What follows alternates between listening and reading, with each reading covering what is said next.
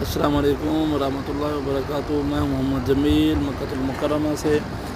یہ جو بیگ پڑے ہوئے ہیں جو حاجی صاحبان گیٹوں کے اوپر چھوڑ کے جاتے ہیں، تو ماشاءاللہ سے حرم کا بہت اچھا نظام ہے کہ ان بیگوں کو ایک سائڈ پہ رکھ دیتے ہیں، پھر حاجی صاحبان کو ان کو ڈھونڈنے میں مشکلات نہ ہو۔ آپ دیکھ سکتے ہیں، آپ کے سامنے ہے، یہ بابا جی کھڑے ہیں، ان کے ساتھ بھی بیگ پڑے ہوئے ہیں، اور اس میرے بائیں ہاتھ پر آپ دیکھ سکتے ہیں یہ بھی سارے لوگ اپنے اپنے بیگوں کو ڈھونڈ رہے ہیں۔ یہ بھی بیگ پڑے ہوئے ہیں ماشاءاللہ سے۔